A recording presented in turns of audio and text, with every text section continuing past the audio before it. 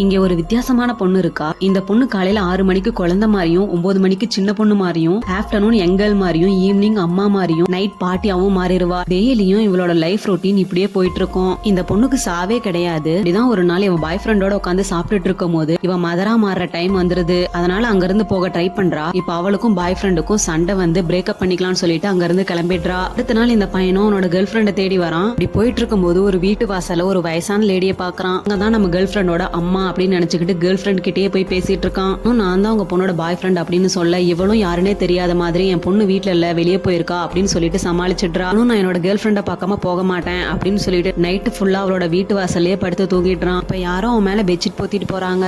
யாருன்னு பாக்குறான். பார்த்தா இவனோட கேர்ள் ஃப்ரெண்ட் தான் இப்ப பாட்டியா மாறி இருக்கா. உடனே இவனும் நீங்க தான் என் லவரோட பாட்டியா அப்படின்னு சொல்லிக்கிட்டு அவகிட்டயே கேட்கறான். அதை கேட்ட உடனே அதை தாங்கிக்க முடியாம அவளும் மயக்கம் போட்டு கீழே விழுந்துடுறா. இப்போ அந்த பையன்கிட்ட ஒரு இடத்த சொல்லி அந்த இடத்துக்கு என்ன கூட்டிட்டு போ அப்படின்னு சொல்றா. அங்க இருக்க ஒருத்தர் இவளோட பேரை சொல்லி மருந்து கொடுக்குறாரு.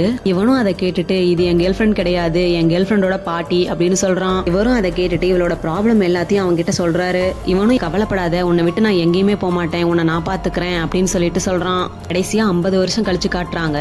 இப்ப இவனுக்கு ரொம்ப வயசாயிருக்கு, ஆனா அவ அப்படியே இருக்கா. கடைசியா இவளோட தோல் மேல சாஞ்சுக்கிட்டே அவனும் இறந்து போயிடுறான்.